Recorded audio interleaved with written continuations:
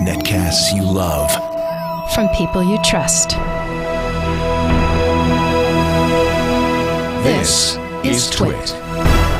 Audio bandwidth for the Daily Giz Wiz is provided by AOL Music and Spinner.com, where you can get free MP3s, exclusive interviews, and more. Video bandwidth for the Daily Giz Wiz is provided by Cashfly at CACHEFLY.com. It's time for the Daily Giz Wiz with Mad's maddest writer, Dick D. Bartolo. This is episode 1095 for Friday, May 21st, 2010.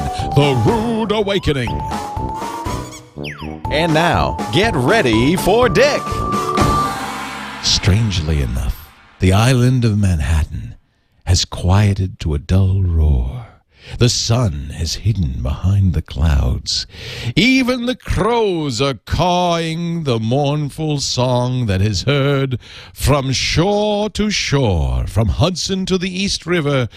It's the sad call of Dick's Gadget Warehouse, the place where gadgets go to die.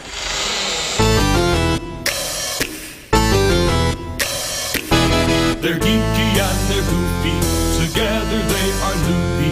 When gadgets pass away, he takes them out to play in Dick's Gadget Warehouse. And now, ladies and gentlemen, his lungs filled with cold air and his heart filled with coal. Here is Dickie D. Leo, how you doing? Fine, how are you?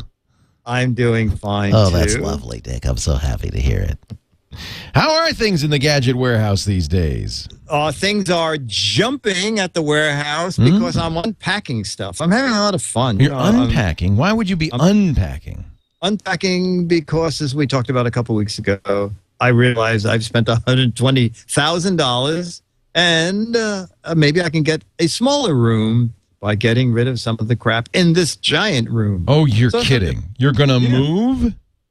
Well, if I can get rid of enough stuff. So, you know, the Mad, been doing some eBay stuff with the Mad stuff. And a lot of times it's a lot of fun. I really do have Alfred E. Newman underwear and Alfred E. Newman socks. He's wearing them right now. There was so only slightly used. Only slightly, yeah. But laundered. Laundered. To look professional. For your sanitized, for your protection. Exactly. Yeah. Exactly. All right, I have a gadget, and it's an alarm clock. We've done lots of alarm clocks, you know, alarm clocks with propellers that fly off. And really? Is there an alarm clock with a propeller that flies off? Yes, it's, I think Geek, I think it's still being made. I know there's the one that rolls away from you. Yeah, that's Clocky. Clocky. Clocky has little traction wheels, and it rings and jumps off the night table and runs around the room. My goodness. And switches directions every day, so you can't find it. You have to go find it. The propeller clock, when it goes off, it shoots a propeller in the air, and as soon as the propeller goes up, the alarm sounds. You cannot shut the clock without sticking the propeller back in its space. My God. This is for people who really have a problem. Yes, and the battery, you know, they thought of that. That has screws in it. So you have to find a propeller or a screwdriver. Or a hammer, yeah. Okay. Well, this is a whole different entry. It's no longer around. This is the Rude Awakening alarm clock. Okay. Now, the object here was that the guy said that his mother used to wake him and his brother up by coming into the room and pounding on pots and pans. Oh, my God.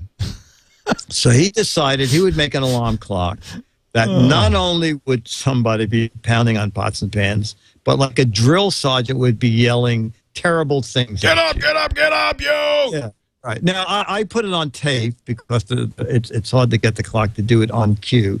You know, you can bloop it if you want. The worst word is calling somebody an ass. That's fine. You've already done it, so it's now okay. Okay. So, yeah, okay. So now this is when the clock goes off, you hear this. Yes. Hey, you. Wake up. Hey, come on, wake up. Hey. All right. Listen, you put up a couch potato. Oh, my goodness. under those crusty sheets now. Get up, you loser. Do you want to be flipping burgers for the rest of your life? Anyway, I can't imagine why that wouldn't sell. well, this was 1998, so it probably sold fairly well. I know Spencer Gifts did fairly well. Really? It's funny. I mean, it's a good gag gift. It's a good gag gift. And I typed in Rude Awakening alarm clock earlier, and there's a totally different kind of Rude Awakening alarm clock at stupid.com. Why not? Why not? But this particular Rude Awakening alarm clock, I could not find any longer. But you're right. My guess is, my guess is it probably had a good 2 or 3 year run as a gag gift. Yeah. Yeah. And then you can switch that off, and it just becomes a regular AM/FM wake-up alarm clock. So it's not guaranteed to annoy you. No, no, exactly. It was $25. Spencer Gifts was the largest store to carry it. And that man screamed at you for 60 seconds. Get out of bed.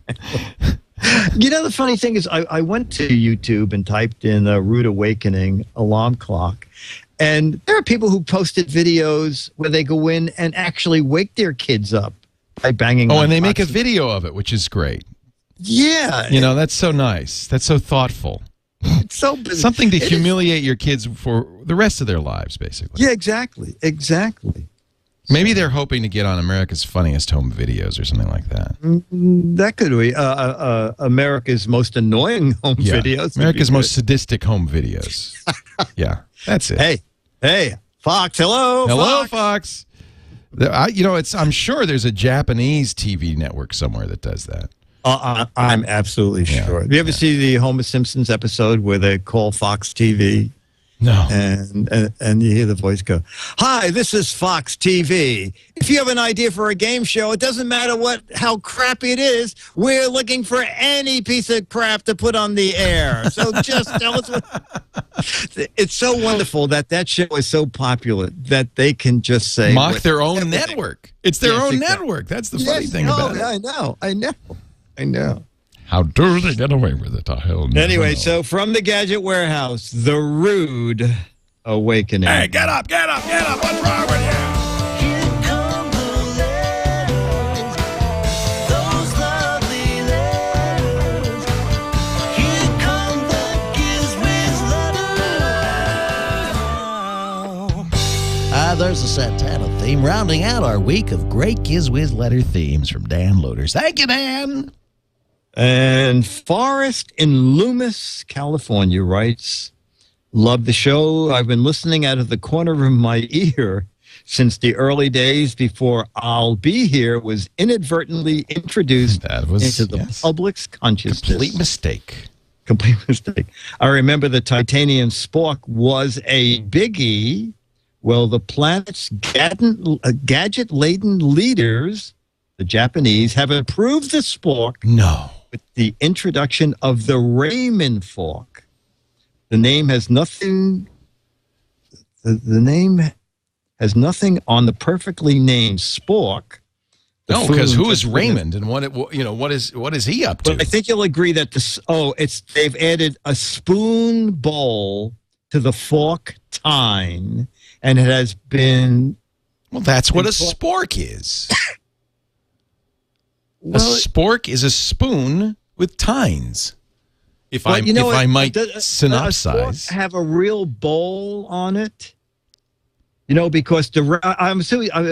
How much of a bowl do you need? I mean, it has a I scoop. assume he's talking about the ramen noodle people who invented it. Oh, ramen! It's a ramen. Oh, ramen. R-A-M-E-N. Yeah, ramen. It's called the ramen fork. Yes.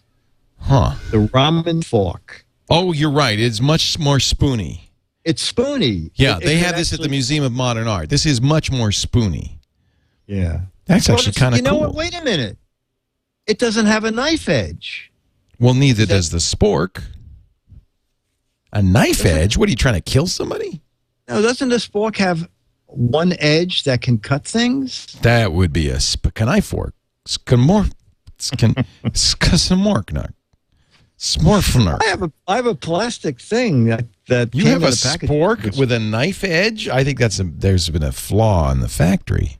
No, mine does. By the time we tape next week, I'll have it at my desk. Really? You have a sharp spork? Well, it's not sharp, but like if you were in a hotel room and you had to cut a piece of cheese. Let me go to the official Spork page, which is spork.org. Sporks. Yeah. A spork is a blend of a spoon. You keep that up, and I'm going to go. I think it's right on my desk. Right back. I found it.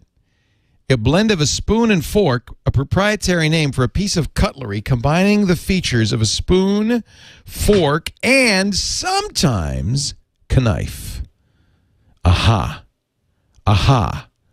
That's the key, is that they don't always have a knife, but sometimes they do. Spork. All right. Now Dick has disappeared. I guess we'll have to play the jingle for him. The waiting for Dick jingle. Let me see if I can find that.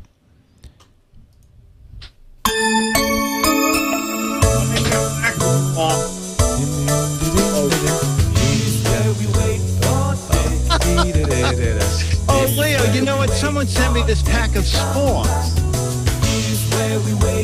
I'm sorry, we're still waiting, Dick. You can't talk now.